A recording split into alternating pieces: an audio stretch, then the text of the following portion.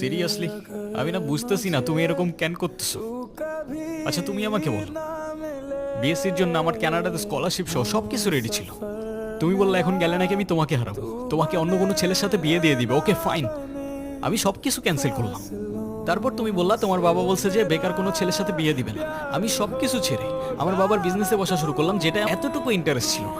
আমি আমার পর কিসের কমতি থেকে গেল যে তুমি আজকে এঙ্গেজমেন্ট রিংটা ফেরত দিয়ে দিচ্ছ? ভেঙে ফেলা হইলে সব আগেই ভেঙে ফেলতা, নাকি হুট করে এখন বেটার কাউকে পেয়ে গেছো?